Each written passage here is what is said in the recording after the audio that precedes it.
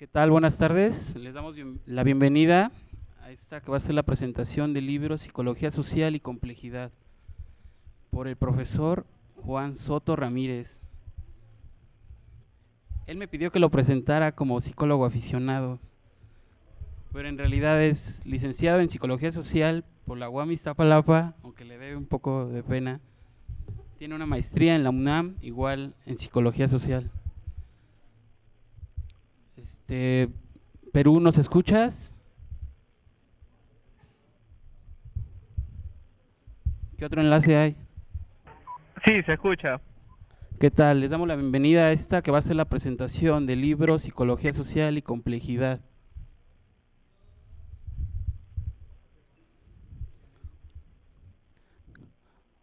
Un saludo a Zacatecas, ¿nos escuchan?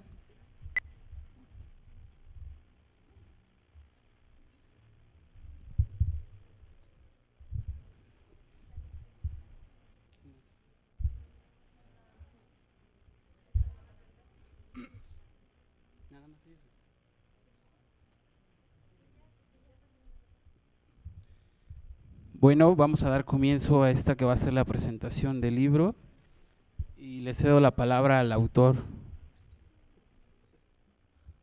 O si él prefiere, yo comenzaré explicando cosas que pude agarrar de su maravillosa obra.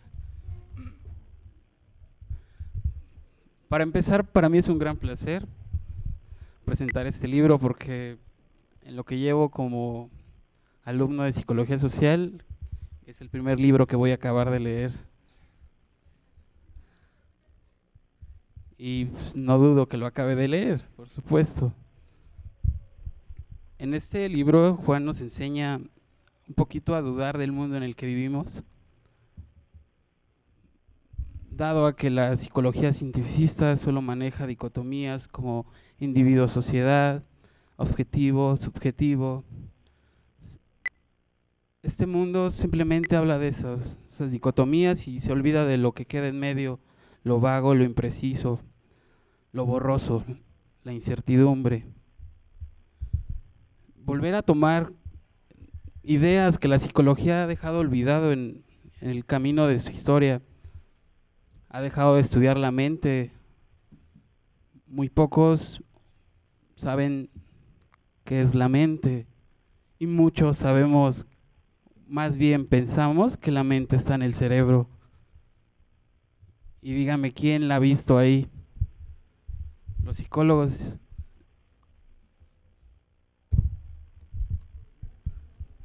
Perdón, me puse nervioso.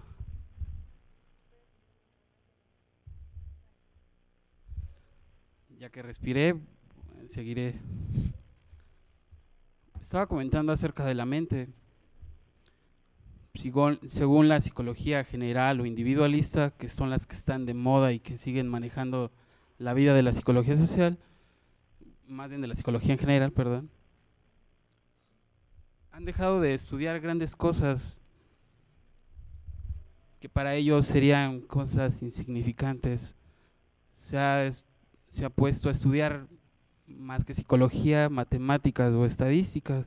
Por eso es que a veces en los congresos hablan más de estadísticas que de psicología social.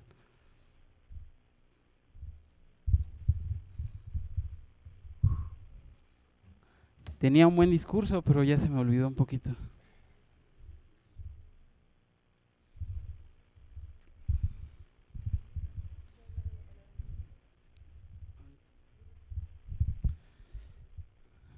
El autor nos enseña en este libro a retomar el estudio de la complejidad. Y no solo de la complejidad, sino del mundo en el que vivimos, que pensamos que es simplemente dicotómico. Se nos olvida, por ejemplo, o más bien pensamos que el amor y el odio están separados, pero no, están muy unidos. En el momento en que surgen los celos, hay ese enlace. Uno pudiera pensar que cuando uno ama, no puede sentir odio tan solo por un segundo por la persona amada, pero puede surgir. Y así muchas dicotomías están unidas, lo blanco y lo negro, por eso existe lo gris, lo subjetivo y lo objetivo, por eso existe la intersubjetividad.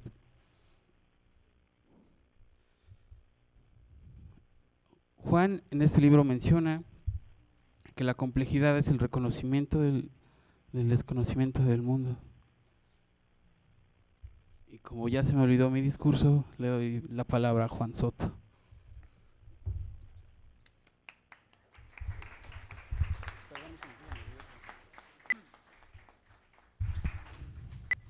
Bien,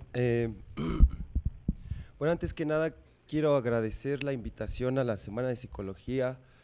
Es la primera vez que me invitan en casa, es la cuarta vez que se presenta en el país el libro, y bueno, pues me da gusto estar en casa porque generalmente uno no tiene el acercamiento a la gente de casa como lo tiene en otras partes del país o en otras partes fuera del país, ¿no? Esta cuestión de psicología social y complejidad se fue gestando a lo largo de varios años a través simplemente de meras curiosidades, de meros vagabundeos, digámoslo así, me choca el término, pero de meros vagabundeos intelectuales. El término masturbación teórica es más cercano a esto.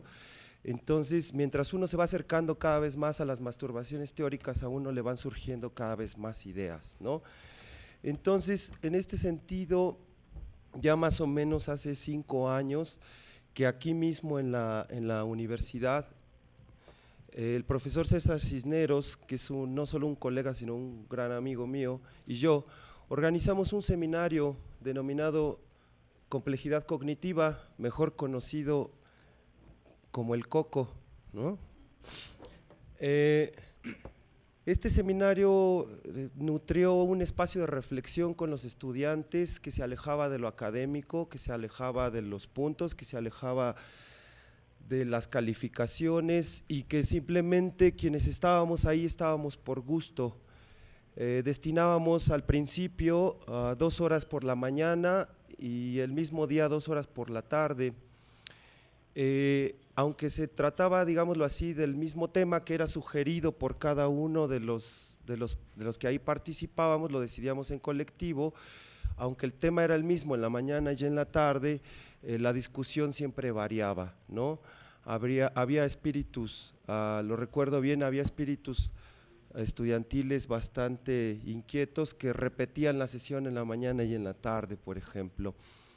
Este seminario logró durar aproximadamente 1 año y fue a partir del seminario, además del espacio que en algún momento me abrieron en la jornada, en los lunes en la ciencia, para poder empezar a escribir pequeños ensayos sobre complejidad cuando dirigía a René Drucker la sección, que en efecto fue tomando cuerpo, fue cobrando cuerpo este libro, ¿no? Mi primer hijo en papel. Entonces, les voy a leer parte de la introducción, ya ustedes sabrán si lo compran o con mis estudiantes de séptimo se consiguen la versión pirata, ¿no? A mí no me interesa, a la editorial espero que no me estén oyendo, seguramente a las editoriales que son la editorial de Casa y Plaza y Valdés, seguramente sí les interesa que no se hagan copias piratas, pero la mayor parte de los libros que ustedes encuentran en las referencias de mi libro no son copias auténticas, es decir, tuve que hacer la fotocopia, ¿no? Entonces es un proceso natural. Les voy a leer parte de la introducción. Este libro llevaba el título de Psicología Social y Complejidad, la extraña forma de las palomitas de maíz, pero por sugerencia de uno de los dictaminadores quedó solo como aparece en la portada, es decir, desapareció el título de la extraña forma de las palomitas de maíz y solo dejaron la foto de las palomitas de maíz. Alguna vez me preguntaron que por qué las palomitas de maíz. Y bueno, la respuesta fue que pues, las palomitas de maíz, aunque se parecen entre sí, ninguna es idéntica a otra palomita de maíz. A lo que la persona que me lo preguntó inteligentemente me dijo, pero las piedras tampoco, es decir, se parecen pero ninguna es igual, y las partículas de polvo que hacen a las piedras, es decir, pues también se parecen pero no son iguales. Dice, y entonces, ¿por qué le pusiste palomitas de maíz? Y le dije, bueno, que esto tenía que ver con la forma en cómo yo miro y cómo pienso a las palomitas, ya sea como metáfora, como metonimia o como analogía de lo que sucede en la psicología social o en la psicología en general, ¿no? Una palomita de maíz es un grano que se abre al tostarlo. Una palomita jamás es igual a otra. Aunque guardan cierto parecido entre sí, no hay dos iguales en el mundo, sea por su sabor, por su color, por su textura, por su sonido, por su olor o por todo a la vez. La psicología vista como un todo, como una forma completa, es una bolsa repleta de palomitas de maíz, que sería muy difícil decir que es una bolsa repleta de piedras, pues, pero bueno. Se puede disfrutar cuando uno mira cualquier escena de la vida cotidiana, es decir, mientras uno mira el desenvolvimiento de la vida en general, degusta trocitos de psicología que come de su bolsa para tratar de entender qué es lo que está mirando. Hay quienes las comen a puños, pero esos son los más irreverentes. Los más recatados y los más elegantes lo hacen una a una. Sí. Cada palomita dentro de la bolsa es como una especialidad de la psicología, todas diferentes y parecidas entre sí. Después de todo, las palomitas vienen de los granos de maíz y las múltiples psicologías de la psicología en general. La psicología, al igual que las bolsas de palomitas, cuenta con diferentes tipos de presentación y varía según su tamaño, desde las presentaciones maxi, como la psicología social sociológica o la psicología colectiva, hasta las presentaciones mini, como la micropsicología o la psicología social individual. Las bolsas de palomitas también varían por la simplicidad de la bolsita, cuya distinción se da gracias a los colores con que se le decora. Por ello hay presentaciones de psicología alegres, hay tristes, hay simpáticas, hay aburridas, etcétera, y así sucesivamente. También hay psicologías caseras, como las que se elaboran desde el sentido común, porque cualquiera las puede cocinar desde la comodidad de su hogar. Las psicologías sofisticadas son aquellas cuya forma de elaboración es compleja, pero cuyo sabor es demasiado simple. Es decir, mientras los psicólogos objetivistas tratan empecinadamente de materializar la gran palomita de maíz, los subjetivistas imaginan las fórmulas para lograrla. Si quisiéramos distinguir las múltiples psicologías por su sabor, podríamos decir que hay dulces, como las psicologías interpretativas, saladas, como las psicologías empiristas, picantes, como las psicologías críticas o radicales, o tal vez combinadas, como las de tipo en extremo radical. Existen tantas psicologías como palomitas de maíz puede contener una bolsa. La diversidad en materia de construcción del conocimiento psicológico ha puesto en evidencia que los psicólogos aún no hemos logrado ponernos de acuerdo para determinar cuál es el objeto de estudio de nuestra disciplina. Al tratar de liberar esas tensiones esenciales producidas por las diferencias psicológicas y preferencias teóricas, se han diversificado las formas de hacer psicología. Fuera de los laboratorios científicos, aislados del estímulo extraño, así como también de ideas desagradables, un nuevo conjunto de dramas intelectuales se ha estado desplegando lentamente, lo cual ha sido una invitación pertinente para construir una mirada que nos lleve a tomar una actitud nueva para analizar la realidad con distintos brotes de inspiración. Si uno mira a su alrededor, le será fácil reconocer que existen serios problemas que ponen en una encrucijada a la psicología. Problemas de diversos órdenes que van desde el suicidio, pasando por la anorexia, la bulimia, el consumo de drogas, etcétera, y que forman parte de nuestra vida cotidiana. Y la psicología se ha esmerado por abatirlos, pero las estrategias que ha desarrollado para enfrentarlos han puesto énfasis en su proceso de simplificación. En vez de ganar complejidad frente a las problemáticas de las que se encarga, han optado por asumir una actitud simplificadora. El ámbito de la complejidad lleva a pensar la realidad de manera distinta, de manera secuencial. No siempre que una persona llora se suicida o no siempre que una persona llora está triste. El pensamiento complejo implica el razonamiento cualitativo, es decir, priorizar las cualidades del observado sobre lo que se puede medir de aquello que se observa. Siendo sensatos y críticos, podemos afirmar que la psicología no ha podido ofrecer soluciones eficaces a problemáticas sociales específicas, pues día con día, por ejemplo, más y más gente sigue entrando en crisis de todo tipo. Veámoslo así, términos como baja autoestima, autoritarismo, control desde el exterior, mejor conocido como locus de control externo, represión, depresión, agotamiento, tensión, paranoia, obsesión compulsiva, bulimia, sadomasoquismo, crisis de la madurez, crisis de la identidad, angustia, personalidad antisocial, anorexia, trastornos afectivos periódicos, cleptomanía, enajenación, psicosis, trastorno de tensión postraumática y voyeurismo, y yo aumentaría personalidad bipolar. Ya no me dio tiempo de ponerlo aquí, porque es una enfermedad, es una patología de reciente invención. Ajá. Se incorporaron en el siglo XX al uso corriente tanto en las profesiones relacionadas con la salud mental, así como en un sector significativo de la población a nivel mundial. Los manuales de diagnóstico de la American Psychiatric Association han sido modificados continuamente, pero también han ido aumentando su volumen. Es decir, esto es más o menos una idea como la siguiente, que a los viejos desajustes mentales se les han sumado otros nuevos desajustes mentales, dando la impresión de que todos los días surgen nuevas enfermedades mentales.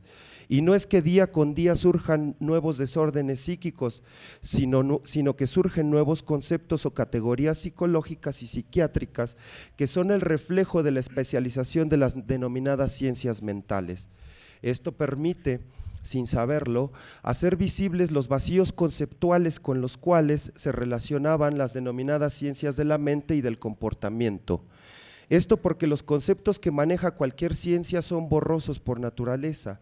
Este es el problema de la discordancia, es decir, el mundo es gris, pero la ciencia es blanca y negra. Hablamos con ceros y unos, la verdad, sin embargo, cae entre ellos. El mundo es borroso, la descripción no. Todos los enunciados de la lógica formal y de la programación de ordenadores son verdaderos del todo o falsos del todo, 1 o 0, pero los enunciados del mundo no son así. Es decir, ¿cómo puedo yo afirmar que hoy hace más frío que ayer? Sí, y puedo prescindir en efecto de un termómetro, por ejemplo. El surgimiento de nuevas categorías para definir nuevas patologías, por ejemplo, permite reconocer que las categorías científicas se desgastan con el tiempo.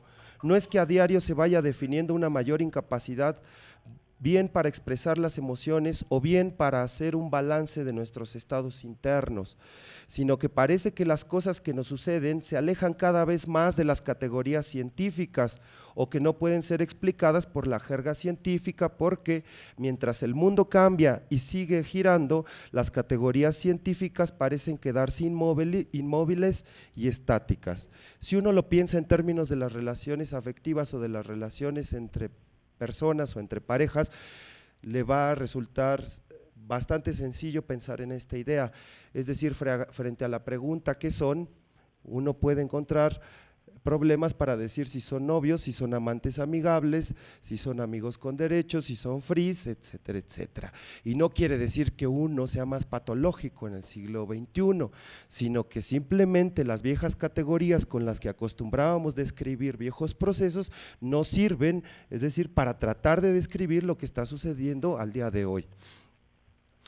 No obstante, debemos recordar que existe un carácter, digamos, inefable del mundo, es decir, que no puede ser atrapado a través del lenguaje y por más que las categorías científicas sean renovadas, no podrán llegar a dar cuenta con lujo de precisión de los hechos del mundo.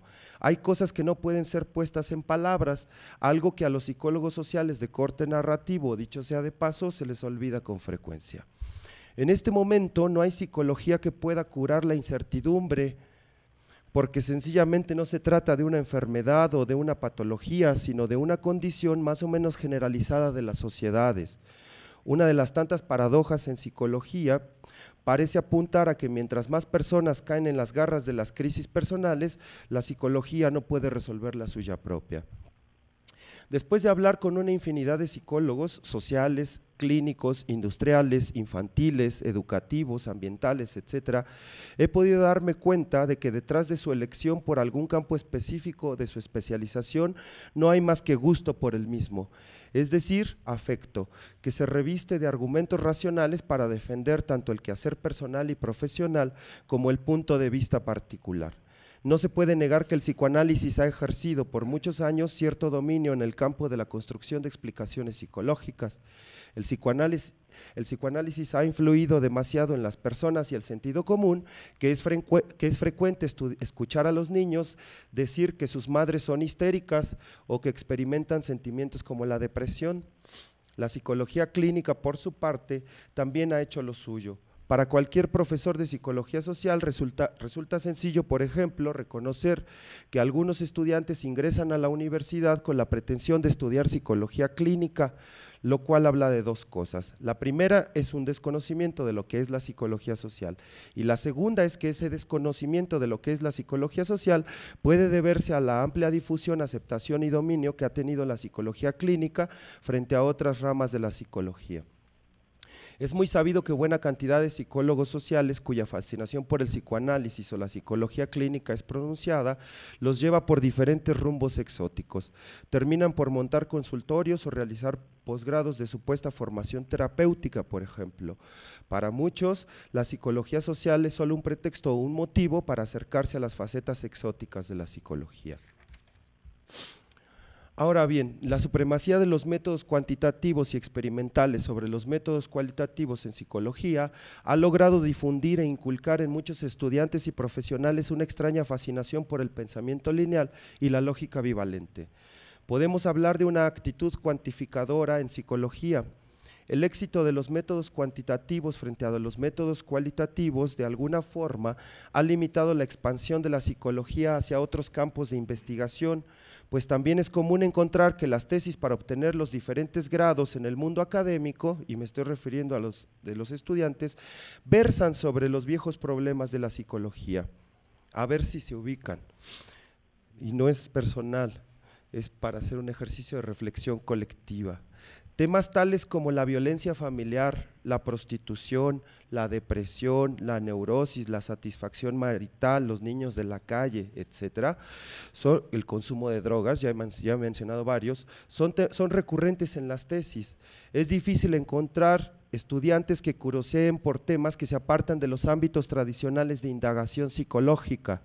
A título personal puedo decir felizmente que en varios congresos, por ejemplo, mis trabajos no fueron aceptados bajo el argumento de que eran muy interesantes, pero no cumplían con los lineamientos y objetivos establecidos por las sociedades de psicología que convocaban, entre ellos la APA, por ejemplo. En otras ocasiones, cuando logré abrirme un espacio, mis trabajos ni siquiera figuraron en el área de psicología social, sino en las respectivas áreas de psicología clínica o básica. Es decir, a la complejidad se le desprecia y se le descalifica tajantemente bajo el argumento de que no sirve para nada. Sin embargo, en los últimos años, las teorías de la complejidad y sus aplicaciones se hicieron presentes en muchos dominios de investigación que van desde la medicina, pasando por la misma psicología, la geografía, la astrofísica, hasta llegar, por ejemplo, a la biología. Las sociedades y redes de investigación de complejidad que existen alrededor del mundo son muchísimas. Ello quiere decir que hay algo más allá de la mera especulación científica. Este libro no pretende, por ejemplo, y ya voy a terminar, defender a ultranza la complejidad, sino simplemente lo que pretende es esbozar algunas cuestiones que pueden ser de utilidad para abrir líneas de reflexión en el campo de la investigación psicosocial.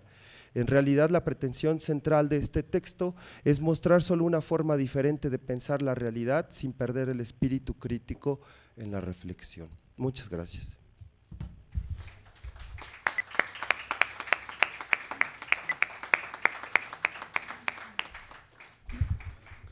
Bueno, para concluir quisiera dar una opinión, algo que he obtenido de poder leer a las obras de Juan Soto, porque no leo a Juan Soto en sí. Son las obras. Las obras de Juan Soto. Las migajas de Juan Soto. es que debemos de empezar a reconfigurar el mundo desde nuestra visión de psicólogos sociales. Tal pareciera que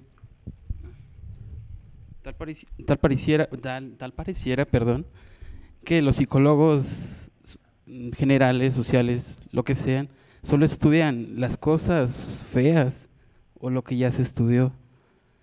No sé si se reconfigurara la psicología, como lo escribió Juan, muchos psicólogos perderían su trabajo sin saber por qué.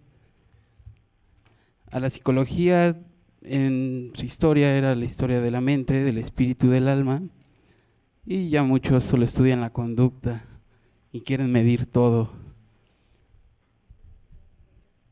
Tal pareciera que piensan que la psicología social es cientificista o que es una ciencia, y creo que se les olvida. Creo que la psicología social es psicología social. Todo lo quieren medir y se les olvida interpretar. A los psicólogos en formación y a los que ya están formados, se les olvida que son un pedazo de pensamiento, que estudian el pensamiento. Se les olvida que son parte de lo que estudian. Por eso cuando uno hace investigaciones siempre tiene un sesgo su investigación, porque uno mismo forma parte de ese objetivo, ese objeto de estudio. Y tal pareciera que nosotros en formación seguimos estudiando cosas feas. En mi clase de metodología 3, no es crítica por los que están aquí, estudian marginación a las mujeres, discriminación indígena, no me acuerdo, pero hay una que me gusta mucho de una compañera que no está, que habla de por qué las mujeres no tienen poder político. Y una vez le pregunté, si tú quieres el poder para las mujeres, ¿por qué no votas por Patricia Mercado? Y no me dijo nada. Pero siguiendo con esta visión de por qué estudiar solo las cosas feas de un psicólogo social, es lo que he descubierto en las obras de Juan, deberíamos de reconfigurar esa psicología, encontrar lo borroso, estudiar otra vez la mente, el espíritu, los afectos, estudiar la historia de los pensamientos, por ejemplo, estudiar el espíritu de las sociedades en las épocas correctas, volver a reconfigurar una psicología, de nuevo lo menciono. Ya sé que suena muy bonito estudiar solo las cosas feas, porque las cosas feas dejan dinero. De hecho, la psicología comunitaria es un invento estadounidense y se hace rica con la pobreza de los que estudia. Y creo que la complejidad, como lo menciona Juan, es algo que se ha dejado de estudiar en la psicología en general. Y yo les propongo a ustedes, ¿por qué no empezar a dudar del mundo en el que vivimos? Cambiar la mirada al objeto de estudio, cambiar la mirada hacia a nuestra propia psicología social. ¿Por qué no hacer a veces psicología de sentido común? Y a veces tal pareciera que el mundo, más bien que los psicólogos piensan que el mundo los necesita, y a mí me parece que es al revés, uno necesita al mundo. Eso sería todo. Damos las gracias por su asistencia. Claro, perdón. Disculpen, ya me estaba despidiendo antes. ¿Quieren hacer preguntas, comentarios al profesor Juan Soto?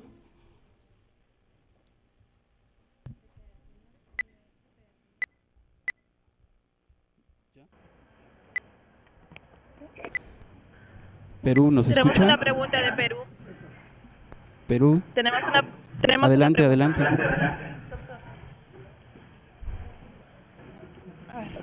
Allá.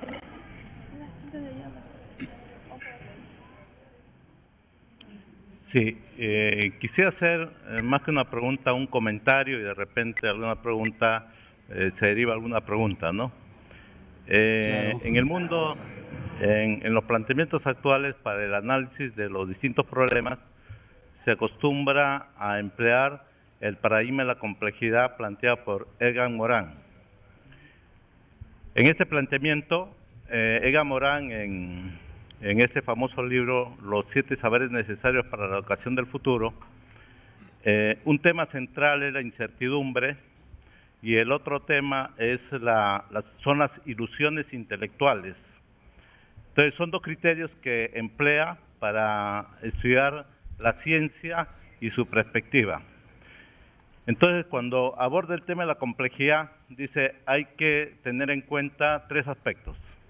El primer aspecto es la contextualización, se refiere a la contextualización histórica y la contextualización científica. El segundo aspecto, la dimensionalidad, es decir, precisar las dimensiones que esta problemática puede tener y es importante relevar. Y el tercer aspecto es la pertinencia, es decir, si efectivamente estamos trabajando, estamos construyendo conceptualmente un tema que responde al momento histórico y también que responde a la crisis de la ciencia en crecimiento. Yo quisiera preguntarle si por el nombre, por el tema de la complejidad, si es que ha tomado la referencia de los planteamientos de Edgar Morin.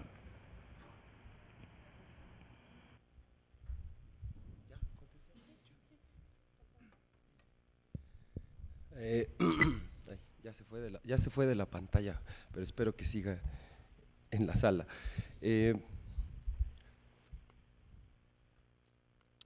Uno son los planteamientos de Edgar Morin y otro es, otra cosa distinta es la complejidad.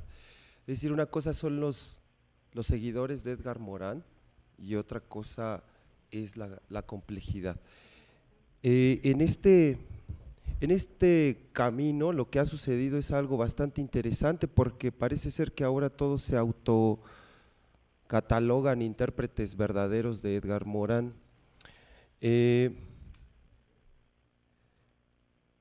No hay algo peor que pueda tener un pensador que son sus propios seguidores, es decir, no es nada sin ellos, pero es lo peor que puede tener uno, porque precisamente, tal como lo dice Pablo Fernández, cuando uno tiene seguidores repiten sus ideas y las repiten mal. Entonces, yo creo que una cosa es la complejidad entendida como un cuerpo de conocimientos por distintas teorías, es decir, al menos las podemos enunciar rápidamente. La complejidad entendida como un cuerpo de conocimientos nos remitiría a las teorías del caos, a las teorías de los fractales, a las teorías de las catástrofes y a las teorías de la lógica difusa o el pensamiento borroso. Y eso se aleja mucho de las propuestas de Edgar Morin.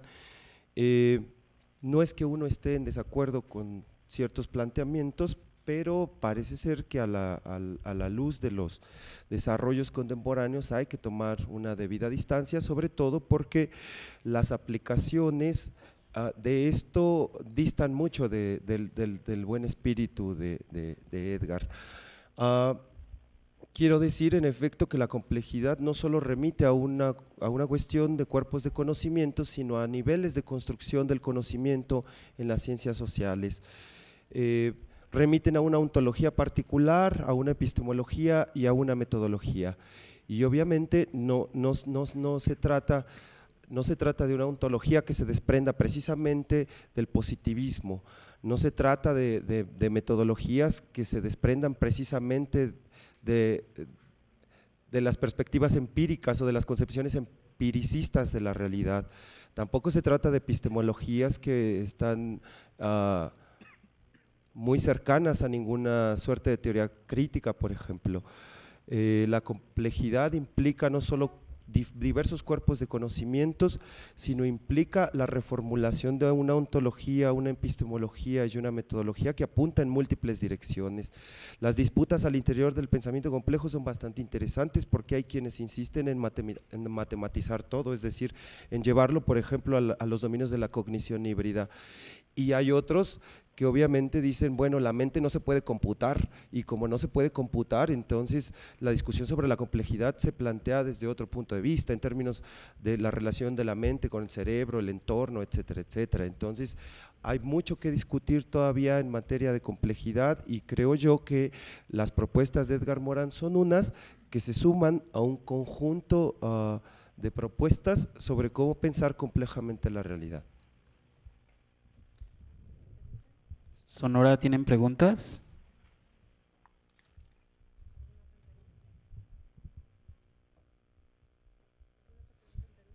Perú, ¿tienen otra pregunta?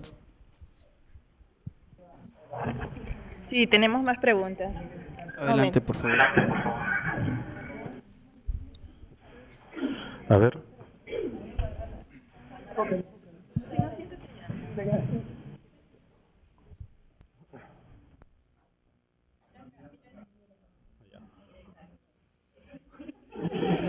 A ver, ¿se me escucha? Sí. Sí, se me escucha. Simón. Bueno, mi pregunta era la siguiente.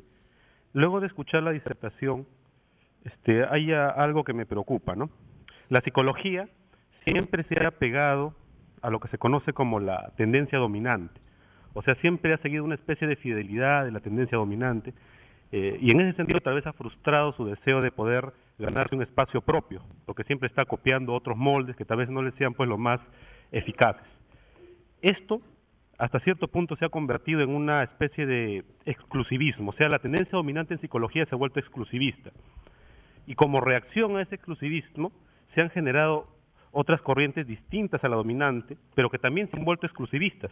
Justamente Johann Hessen, un filósofo, me parece que alemán, decía que una tendencia exclusivista generaba pues una tendencia opuesta también exclusivista. Entonces yo me preguntaba si es que esta tendencia dominante y estos nuevos enfoques, digamos, basados en la complejidad, se han vuelto ambos reactivos, ambos exclusivistas, ambos se están perfilando por su propio lado, en vez de desarrollar entre ellos pues una dialéctica que generaría al fin y al cabo una psicología nueva, que es lo que se quiere. No sé qué opinión tendrán al respecto.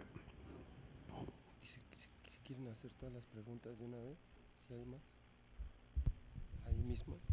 ¿Gustan hacer otra pregunta y así las... O todas las que tengan. o todas las que tengan y Sí, vamos a ir contestándolas una a una? Tenemos más preguntas. Adelante, por favor.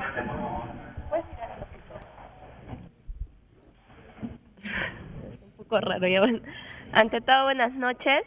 He estado escuchando, no sé si habré entrado desde que han comenzado, creo que ya habían empezado, pero en todo caso, desconozco un poco, ¿no?, sobre este nuevo enfoque, creo que es, no sé, sobre la complejidad, y justamente de ahí nace mi inquietud, ¿no?, porque muchas de las críticas que se han estado haciendo, ¿no?, cuando he leído la introducción de su libro, son ciertas, ¿no?, pero mi pregunta o mi inquietud iba hacia qué es lo fundamental de este nuevo enfoque, ¿no?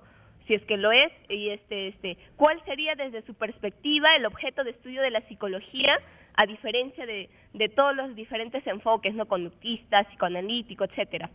Y por qué no se podría hablar, por ejemplo, de un enfoque dialéctico, ¿no? Esa sería mi pregunta. ¿Tienen alguna otra?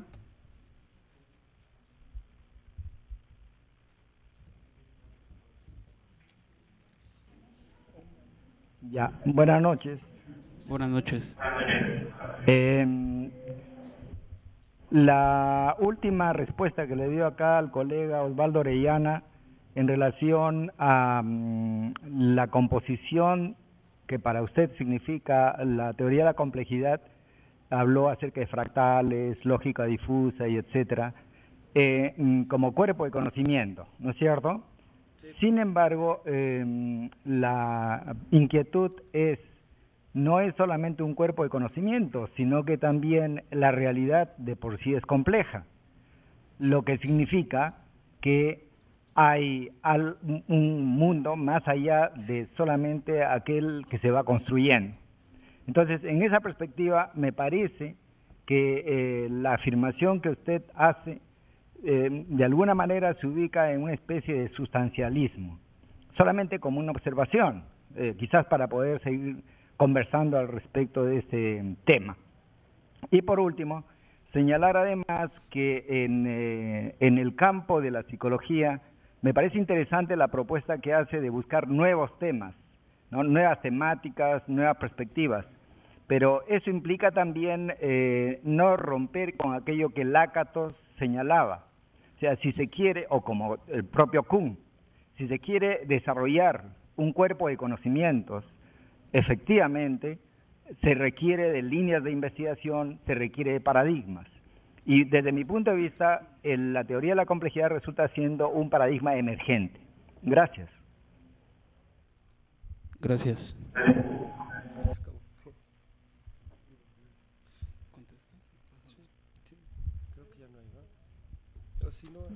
No hay más preguntas. Ok. Creo que la discusión es amplia en torno a lo que puede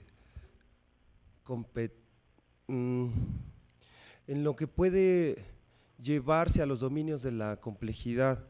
Es decir, en efecto, una de las cuestiones con la complejidad es que trata de romper con esas situaciones de dominio paradigmático, es decir, o trata de romper de alguna manera con las perspectivas dominantes del pensamiento científico, si usted quiere, o de la psicología, ya hablando en términos particulares.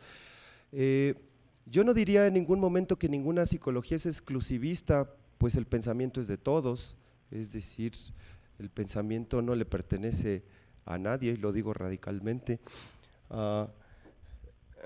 Entonces, en este sentido, pareciera ser que en efecto las discusiones en torno a la construcción de cuerpos de conocimientos en ciencias sociales se van moviendo de un lado a otro. En efecto, trátese de Kuhn, o trátese de Lakatos, o trátese de lo que propone Feyerabend, no importa. Es decir, lo interesante es que todas estas propuestas parecen coincidir en que un nuevo paradigma, trátese de la complejidad o no, no es un paradigma complementario a los otros que le precedieron, sino es precisamente un paradigma que se contrapone y tiene que romper radicalmente con los anteriores. Entonces, desde este punto de vista, habría que ver que ese rompimiento tiene que darse, insisto, a través de los niveles ontológico, epistemológico y metodológico, para poder en efecto dar un paso adelante.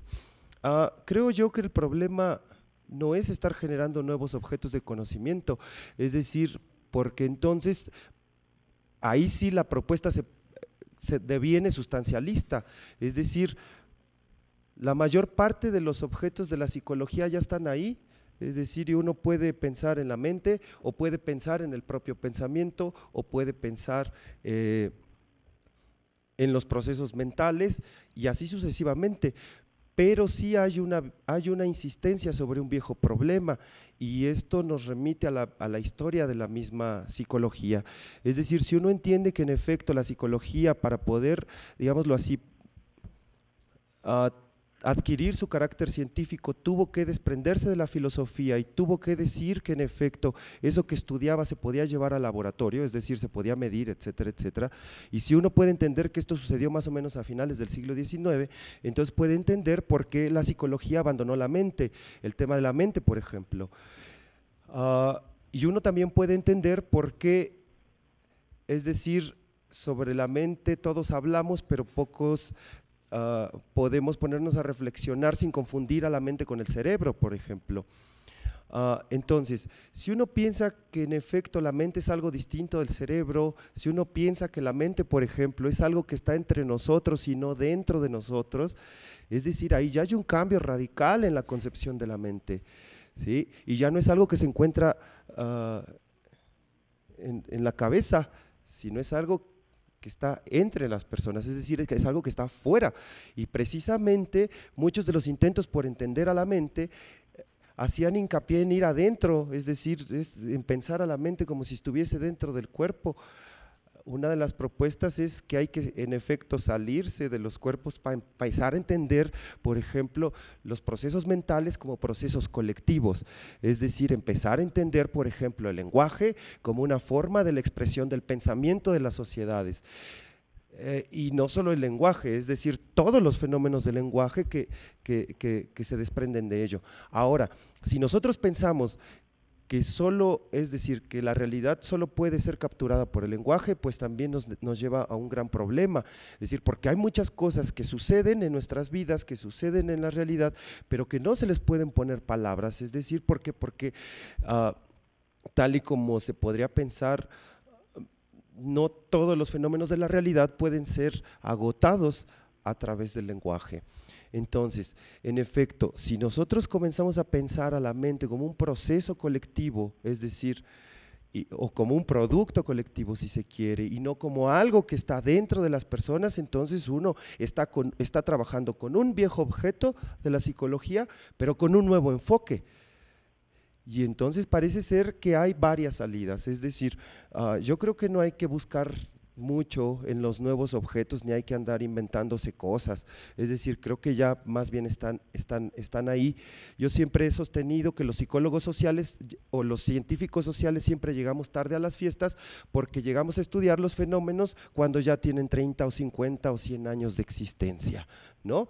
Entonces somos como los que siempre estamos llegando tarde a las fiestas, es decir, llegamos cuando la fiesta ya se acabó.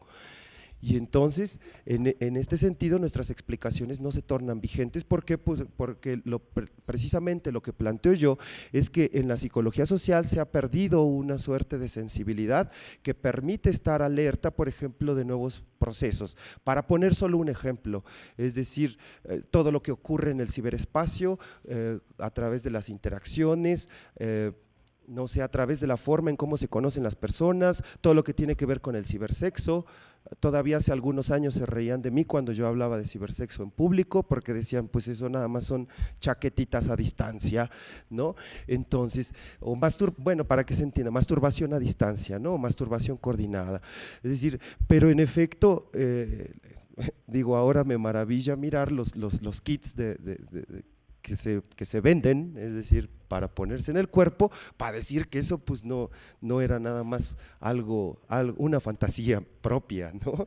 Entonces, en ese sentido yo creo que la psicología social tiene que estar sensible en efecto a lo que está ocurriendo en la realidad. Y entender esa complejidad es entenderla precisamente, o ya sea a través de nuevos enfoques sobre los viejos objetos, o a través de nuevos fenómenos que exigen obviamente que no se utilicen esos viejos procedimientos metodológicos, ¿no? Es como querer estudiar lo que pasa en un chat room, es decir, utilizando el análisis de contenido de Krippendorf, por favor, ¿sí? Por favor, o sea, y lo digo enérgicamente, es decir, porque un nuevo fenómeno exigiría metodologías nuevas y modos de aproximación diferentes que no están en los métodos y técnicas de hace 30 años, por favor. Entonces, en este sentido yo creo que entender lo que está pasando en términos de complejidad implica, como lo dijo Alfred Hitchcock, a mí me gusta mucho pensarlo así, es decir, lo evidente siempre está frente a los ojos, ¿no? Zacatecas, ¿tienen alguna pregunta?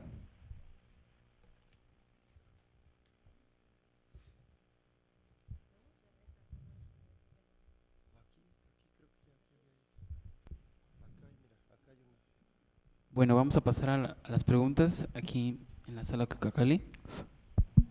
Bueno, yo quería más bien quisiera que me dieras un ejemplo de aquello que existe y que no se puede nombrar.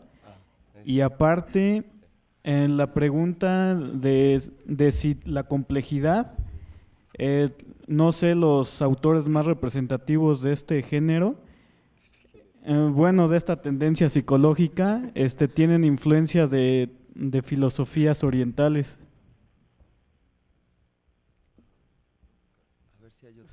¿Tienen alguna otra pregunta?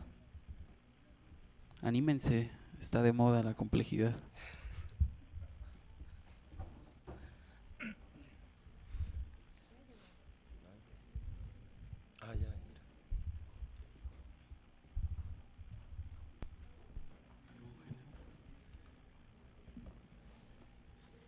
Hola, mi pregunta es, ¿qué diferencia hay entre el enfoque integralista y el enfoque complejo? ¿A qué te refieres con integralista? Sí, para dar explicación a algún hecho. Es que no entendí el enfoque complejo. Mejor dicho.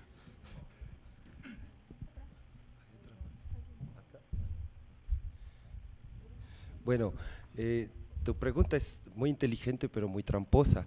Es decir, es muy inteligente porque me estás pidiendo que te ponga un ejemplo de lo que no puedo nombrar, es decir, que te ponga un ejemplo de que te diga con palabras lo que no se puede decir con palabras.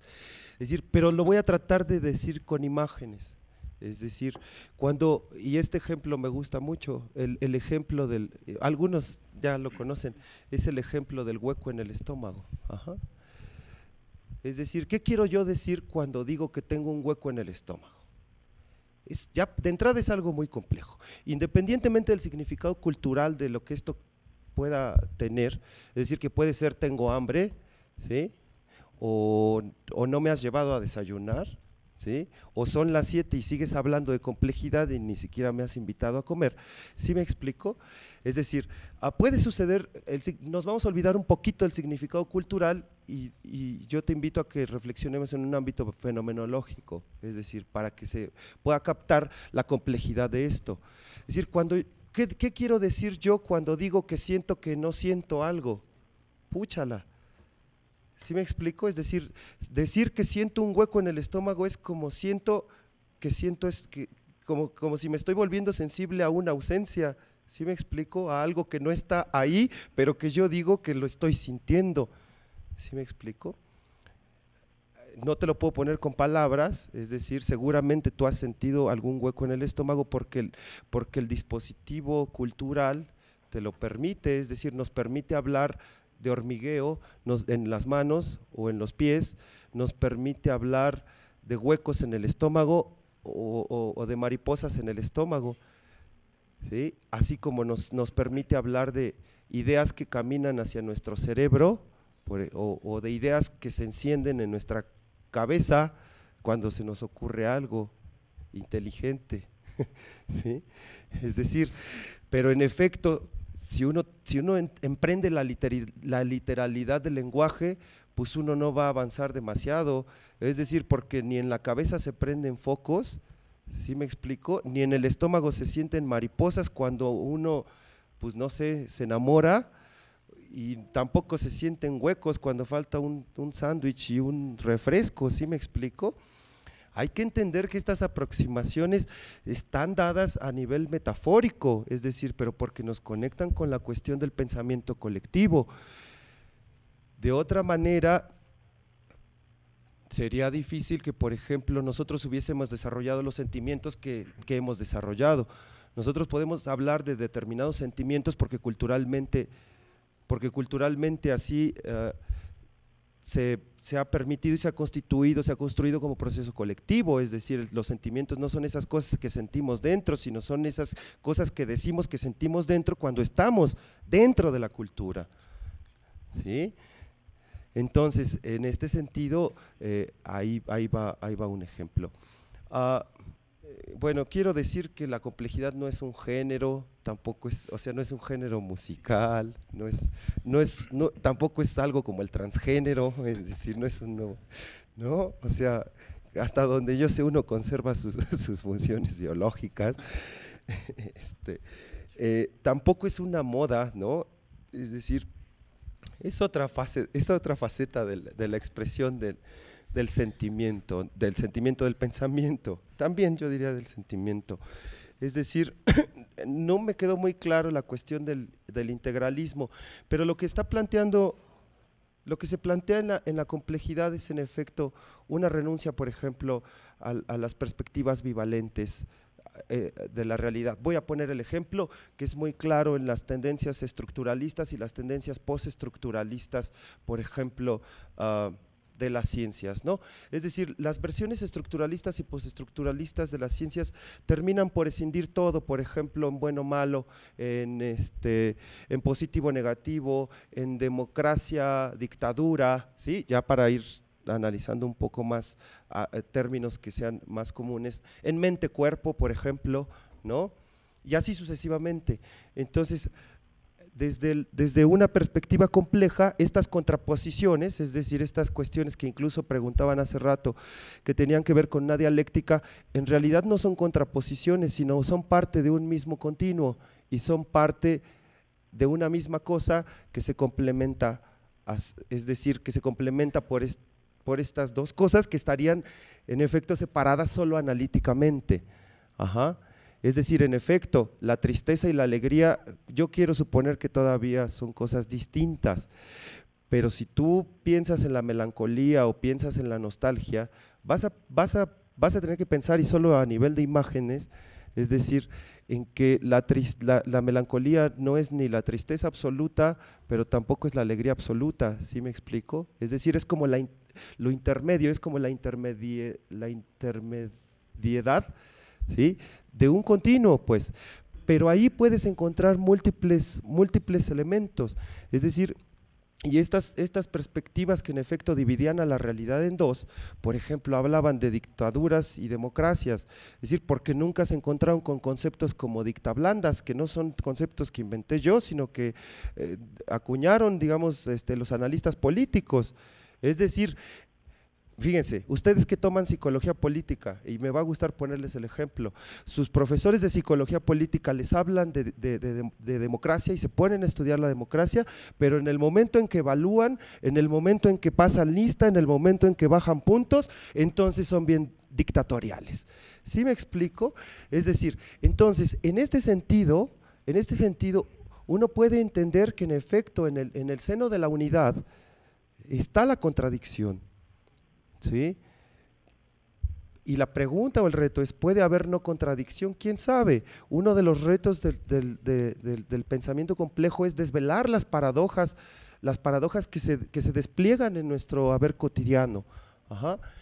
Yo lo he dicho también de la siguiente forma, es decir, y lo digo así porque va de acuerdo con el curso de comunicación social, es que uno puede ir a tirar piedras a la embajada norteamericana, por ejemplo, es decir, pero utiliza su tecnología, por ejemplo, que va desde sus simples computadoras hasta sus automóviles, consume sus cigarros y sus refrescos, ¿sí? Y aparte ve sus películas, ¿sí me explico? Es decir, entonces, uno puede estar muy padre ahí tirando piedras a la embajada norteamericana y quemar su bandera, pero uno no se muestra coherente cuando hace todo lo otro que le resulta invisible.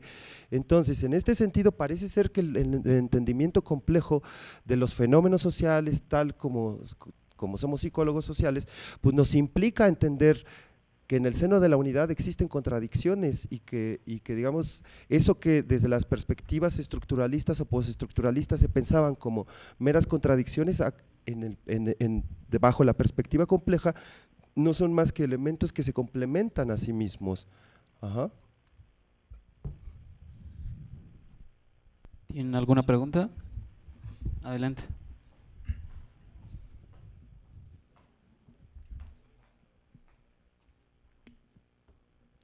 Bueno, a mí me surgió una duda, retomando mi materia de corrientes con el profesor César Cisneros, pues no sé si entra lo de complejidad discursiva, yo le llamaría, el hecho de nombrar cosas, pero sin darle un nombre en concreto, más bien así como que pásame el ese que está en eso o en aquello, ¿no? Y a lo mejor es un hecho abstracto, pero ya sabemos también a qué se refieren ciertas cosas. O igual el otro ejemplo que nos puso cuando en un comercial están tomando café y le queda la espuma en la boca, ¿no? El hecho de hacer movimientos con la lengua, sabiendo que esa persona le está diciendo que tiene manchado de café, pero la otra persona piensa que le está como que llegando, ¿no? Entonces, ¿en qué tipo de discurso o cómo lo interpretamos en este ámbito? ¿Tienen otra pregunta? Mira, seguramente ese fenómeno, ese fenómeno del DC, ¿sí? Eso es posible gracias a la posibilidad que tenemos de entenderlo, digamos, a partir de la indexicalidad, ¿sí? El ese, así escrito, no como letra, sino como palabra, ese puede ser fíjate, o puede ser esta, ¿sí? O puede ser este, ¿sí? O puede ser este o este. ¿Sí me explico? ¿Sí? Es decir, y gracias a qué podemos entender el significado de lo que estamos diciendo. John Schotter, en su libro de Realidades Conversacionales, dice que lo que ocurre como regla es que no nos entendemos y que la mayor parte de las veces no nos entendemos y que cuando nos entendemos mal. ¿Sí? Es decir, el entendimiento es la excepción y no la regla. Y ahí hay una inversión, por ejemplo, de la forma en cómo se habían pensado los fenómenos del lenguaje, incluso desde las mismas psicologías narrativas. Ajá. Entonces, es decir, detrás de muchas de las cosas que hacemos existe una complejidad cultural impresionante. ¿Sí? Yo te pongo el siguiente ejemplo, es decir, tú extiendes tu mano, tú haces así, ¿sí? Para hacerle la parada a un pecero, ¿sí? Exacto, y lo sorprendente y lo maravilloso es que el pecero se detiene. Nuestros amigos semióticos seguramente tienen explicaciones más exquisitas, diría yo, ¿sí? Pero no es el caso ponernos a debatir aquí, sino ¿qué es lo que está sucediendo? Es decir, ¿cómo puede suponer el pecero que no le estás extendiendo la mano para saludarlo, por ejemplo? ¿Sí? O que ya que se detenga, pues te vayas a dar la vuelta y antes de darle la vuelta le digas, pues nada más quería verle su cara, ¿no? ¿Sí? O quería preguntarle cómo está su mamá, pues no, es decir, claro que no. ¿Sí me explico? Es decir, ¿por qué? Porque es decir, en ese mínimo proceso social, ¿sí? Es decir, hay una complejidad impresionante que está en movimiento. Ajá. Hay una complejidad impresionante. Y si pensamos que, por ejemplo, en efecto, los significados son estáticos y ya forman y formulan un mundo a priori, pues también ya estamos cerrando el camino. Es decir, ¿por qué? Porque en efecto el significado del DC, del este y del otro, que hasta suena bonito para una ponencia, ¿sí? No emana de algo que ya está predeterminado, es decir, no emana como un a priori cuando lo utilizamos, sino que el significado se está gestando, es decir, me choca el término, pero bueno, lo voy a decir, se está construyendo, ¿sí? ¿Sí me explico?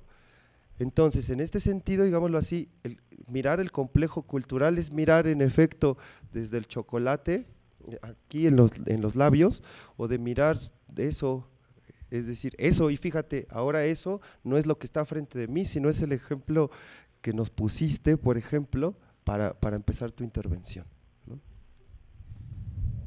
¿Algún comentario, pregunta? Adelante. Bueno, ya que estabas hablando de las contradicciones invisibles, creo que yo vi una ahorita con el comentario de Lalo acerca de los estudios que hacen los psicólogos sociales, que dices que hay un sesgo cuando permeas tu investigación de tus pensamientos. Es que no es que haya un sesgo, es que tú lo ves como sesgo cuando te pones en una visión positivista de que tu investigación va a ser cuadrada y va a ser objetiva. Bueno, a lo que yo me refería es que a veces ponemos de nuestra cosecha. Sí, pero… Por ejemplo, acabas de preguntarme. Es que yo siento que no sería como un sesgo, más bien deberías de tomarlo en cuenta en la investigación, en el estudio. Claro, pero a veces creo que lo que buscamos es lo que nosotros queremos como investigadores y es donde se nos olvida a muchos psicólogos que somos parte del fenómeno estudiado. Ahorita me acuerdo de una compañera que hace un trabajo sobre marginación hacia las mujeres y su discurso es muy feminista, ¿no? ¿En qué punto te apartas de tu propia realidad, de tus trabajos? Es lo que yo me refería. No sé si haya contestado bien tu pregunta. Pues… O si quieres, seguimos peleándonos. No, ya está bien.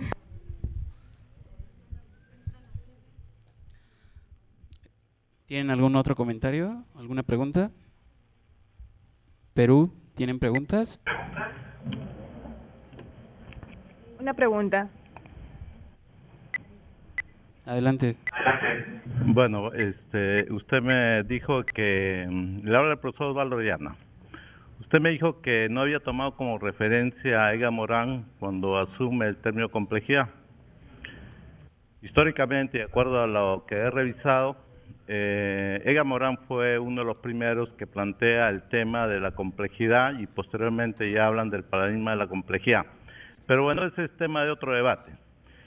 Yo quisiera que usted, en todo caso, aclare si la complejidad es opuesto a la simplicidad y si la complejidad no es algo complicado.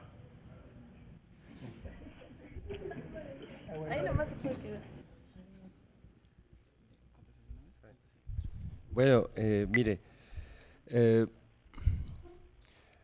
en mi texto hay 1, 2, 3, 4, 5, 6, 7, 8, 9, 10 referencias a, bueno, están 10 textos de Edgar Morin referidos, lo cual quiere decir que en efecto sí lo he tomado como punto de partida, pero no es el único.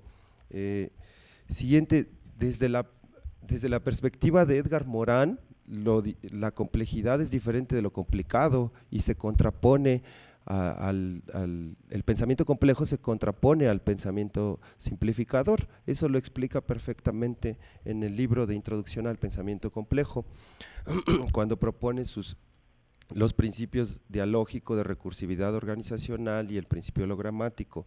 Lo que yo quería decir y lo que quiero insistir es que una cosa son los planteamientos de Edgar Morin y otra cosa muy distinta es la complejidad entendida como un cuerpo de conocimientos construido desde donde yo lo alcanzo a ver, desde 4 cuerpos grandes de teorías, ¿no? Una sería, por ejemplo, la complejidad teórica y otra sería la complejidad de la vida cotidiana, es decir, una sería la complejidad de mis estudiantes en el salón de clases y otra complejidad distinta sería la complejidad de mi habitación con mis libros desordenados. Entonces, en este sentido, habría, de acuerdo con mi perspectiva, que pensar en que en efecto, es decir, hay complejidad en distintos niveles y la complejidad del nivel superior no elimina la complejidad del nivel anterior, sino que lo que exige son nuevos dispositivos, para que no haga ruido la palabra nuevos, dispositivos distintos para poder aproximarnos a la complejidad que hay en un nivel superior. Voy a tratar de poner un ejemplo. Es decir, en una molécula de agua hay una complejidad muy distinta al agua de una cubeta, por ejemplo. Es decir, y hay una complejidad muy distinta en las células de nuestro cuerpo a nuestro cuerpo mismo. Entonces, en este sentido, digámoslo así, que cada nivel de complejidad exige dispositivos distintos para poder aproximarnos a la explicación de ese nivel, pero ese nivel no elimina tajantemente los anteriores. Y quiero insistir, es decir, claro, pues si lo vemos lingüísticamente, complejidad, complicado y simple son distintos porque, digámoslo así, cultural y gramaticalmente existen, aunque la diferencia de ellos, es decir, cuando no es exclusivamente gramatical o no es exclusivamente semántica, tiene que ver con los usos sociales, es decir, en los que aparece en una cultura. Por ejemplo, si nos referimos a la cuestión de la mente, las personas dicen, bueno, a mí me duele la cabeza y no me duele el cerebro. Las personas también dicen te quiero con todo mi corazón y no con el cerebro, aunque sepamos que en el corazón no hay sentimientos, pues, es decir, si lo vemos grismente, pues, duramente, ¿sí?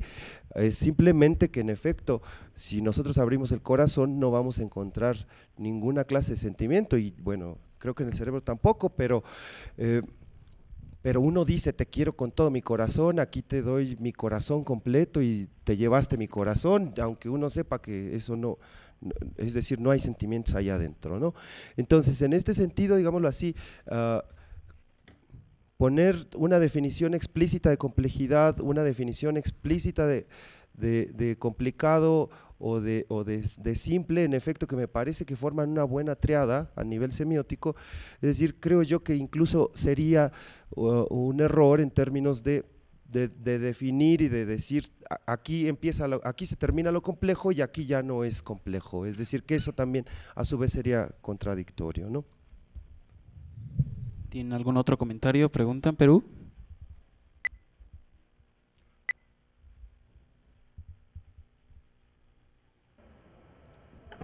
No hay más preguntas. Gracias. Zacatecas, ¿tienen alguna pregunta?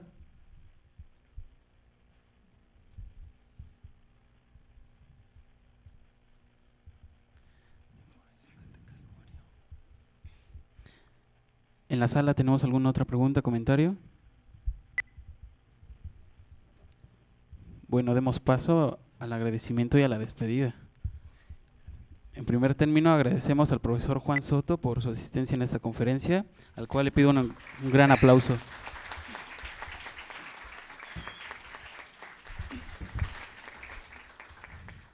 En segundo término, a nuestros amigos de Perú, les agradecemos que hayan estado con nosotros compartiendo esta presentación.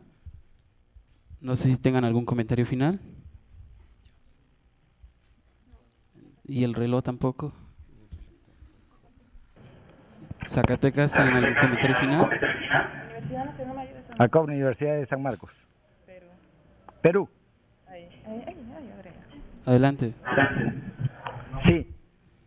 Bueno, agradecer también a ustedes el haber compartido durante toda esta tarde y buena parte del día las distintas exposiciones y en particular esta última presentación del libro que desde ya felicitamos al autor y deseamos que continúe con la producción y evidentemente también con el espíritu crítico y heterodoxo que creo que es necesario para nuestros tiempos, ¿no? América Latina, nuestros países, ya lo habíamos hablado cuando nos conversamos al inicio con los organizadores, somos parte de altas culturas y debemos de recuperar ese sitial. Y particularmente vamos a continuar constituyendo parte de la red con Iztacala y otras universidades y esperando pues que ustedes también establezcan ese lazo y vean aquí a unos hermanos en el campo tanto de la psicología social como de la propia disciplina, nuestra psicología en proceso de construcción y al servicio, evidentemente, de las grandes mayorías, como diríamos acá en la Universidad de San Marcos. Un abrazo a todos ustedes y nos estamos viendo mañana nuevamente en la exposición del profesor Fernández Krisliev. Muy agradecido y buenas noches. Buenas noches, hasta luego.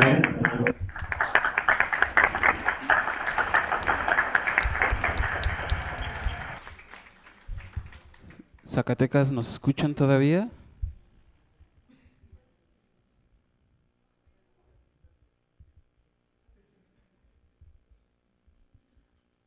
Bueno, compañeros de la UAM Iztapalapa, agradecemos su presencia en esta que fue la presentación del libro de Psicología Social y Complejidad.